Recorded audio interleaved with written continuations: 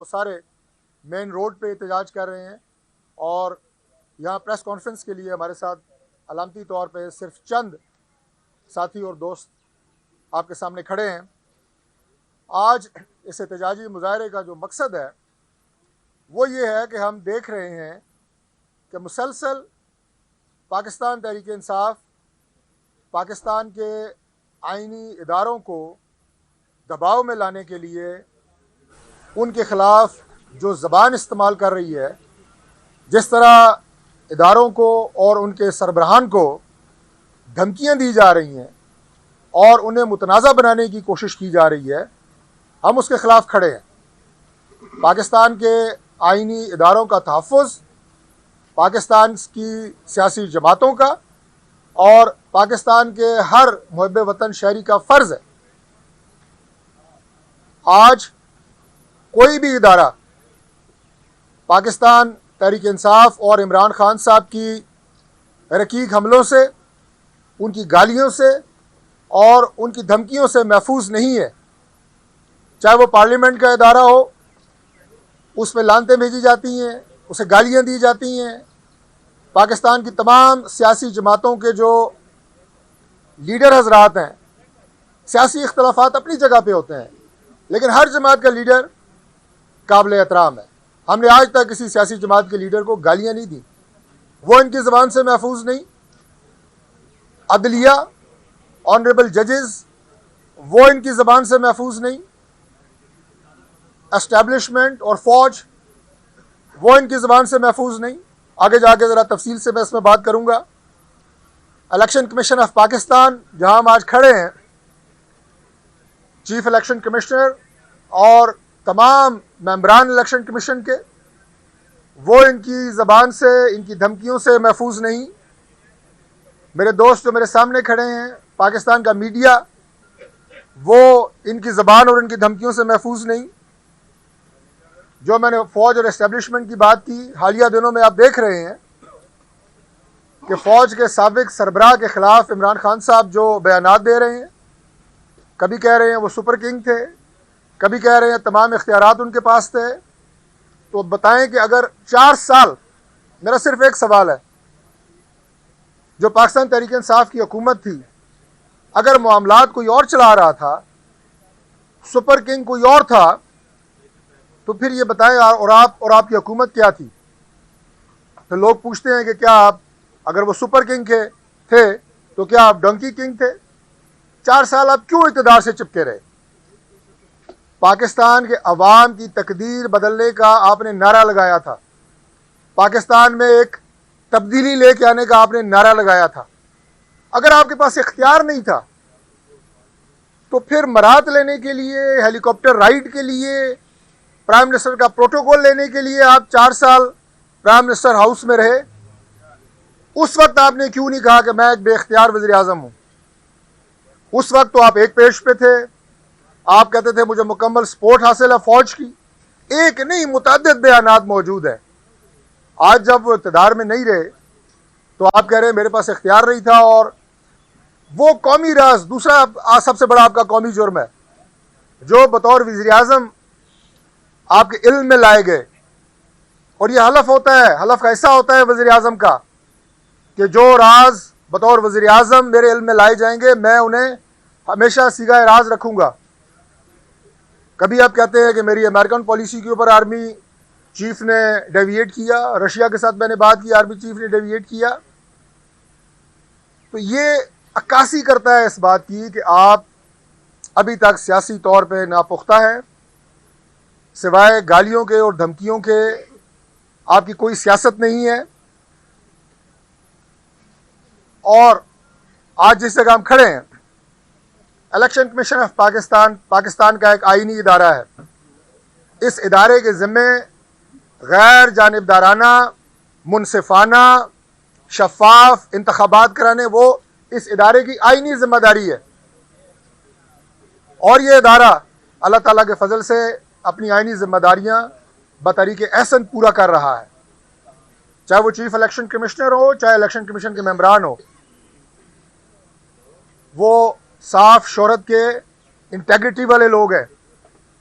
जहां election commission of Pakistan Imran Khan या पाकिस्तान तहरीक इंसाफ के हक में फैसला करता है तो इलेक्शन कमीशन ऑफ पाकिस्तान बहुत अच्छा है, चीफ इलेक्शन कमिश्नर भी बहुत अच्छे हैं। और जहां इलेक्शन कमीशन ऑफ पाकिस्तान आपके खिलाफ कोई फैसला करता है तो आप और आपकी गालम गलोच ब्रिगेड पाकिस्तान तहरीक इंसाफ की, वो न सिर्फ चीफ इलेक्शन कमिश्नर, मेंबरान इलेक्शन कमीशन, बल्कि उनके खानदान तक के लोगों को आप धमकियां देते हैं। इस तरह आप इलेक्शन कमीशन और उसके फैसलों पे असरअंदाज होने की कोशिश करते हैं।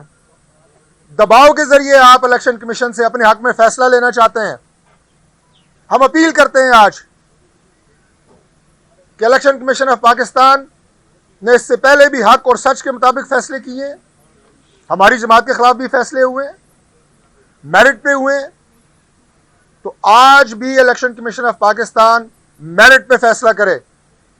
अगर किसी ने भी इमरान खान और उनकी इस टोले ने, इस फितना और शर फैलाने वाले टोले ने अगर असरअंदाज होने की कोशिश की तो हम उसके खिलाफ खड़े होंगे।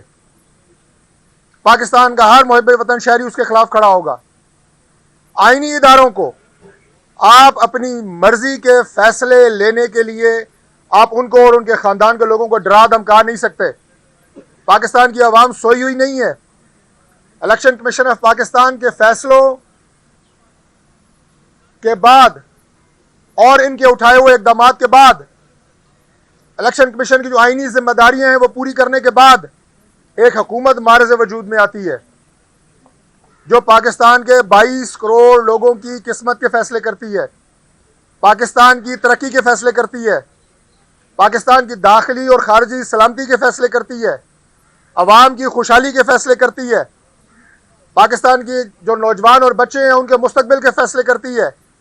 और उस हुकूमत की तश्कील इलेक्शन कमीशन ऑफ पाकिस्तान के फैसलों और उनके आईनी इकदाम के नतीजे में वो हुकूमत मारज़ वजूद में आती है।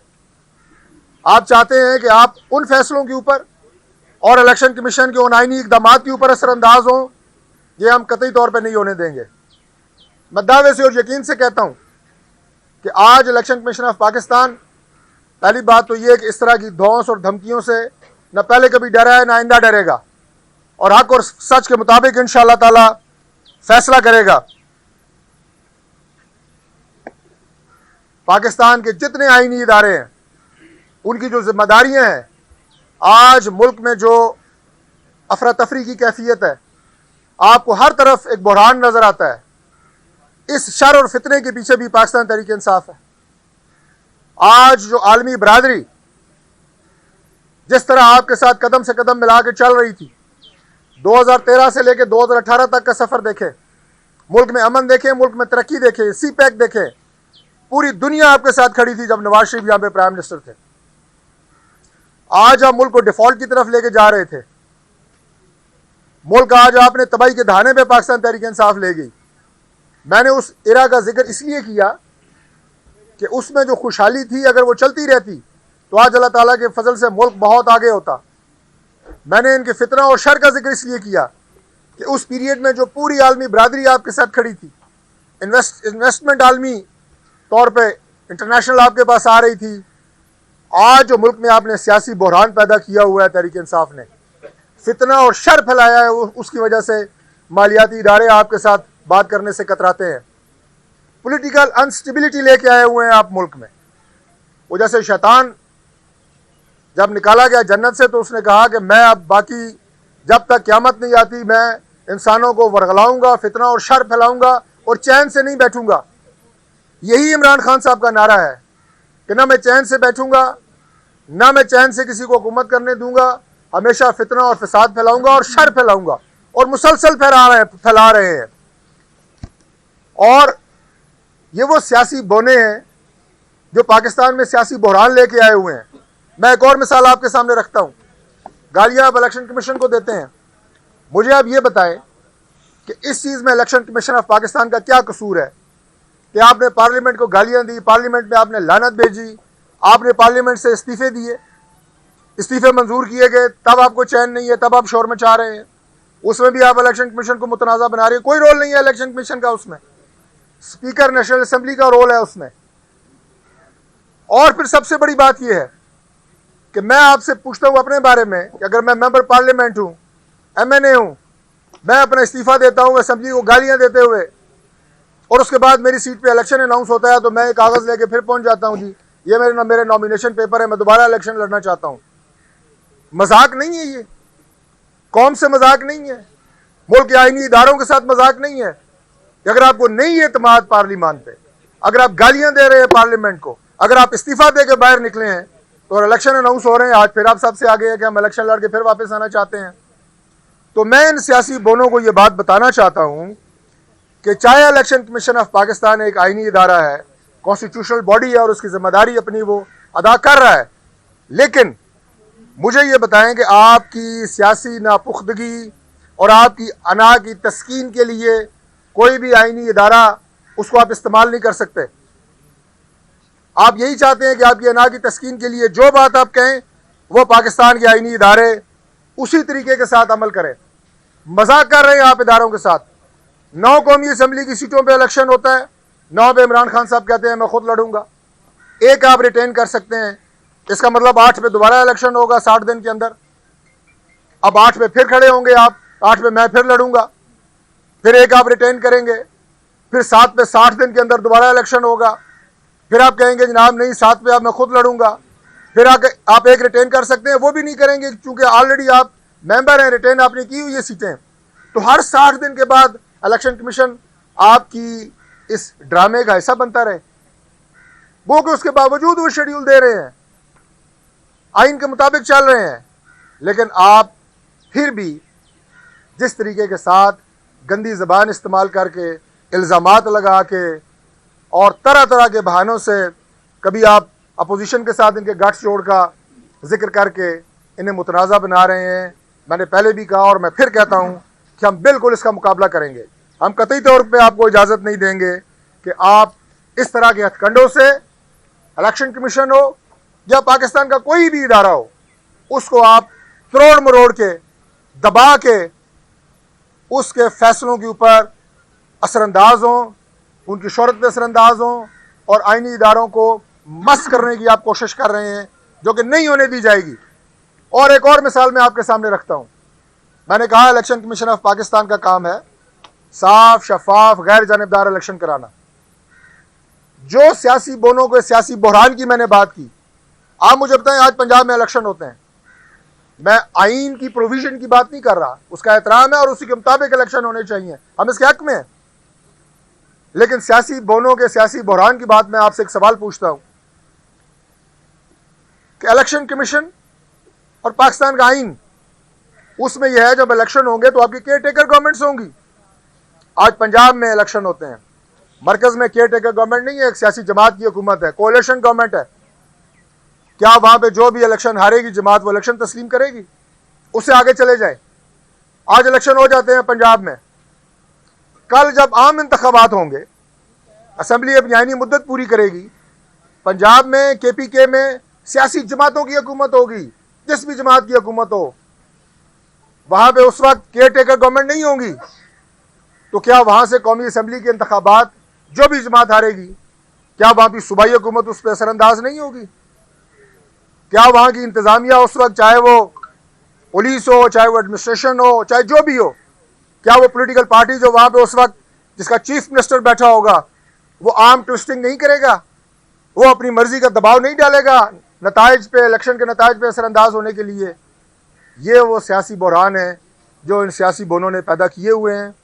हम दुआ करते हैं कि अल्लाह ताला मुल्क को इन मुश्किलात से निकाले, और ये जो लोग इस मुल्क के सिस्टम को, पाकिस्तान के आइन को, पाकिस्तान के इदारों के साथ खिलवाड़ कर रहे हैं, मजाक कर रहे हैं, इन्हें लगाम देना हम जानते हैं और इंशाअल्लाह बिल्कुल देंगे, और इनके गैर आइनी हथकंडों और दबाव का रास्ता रोकेंगे इंशाअल्लाह।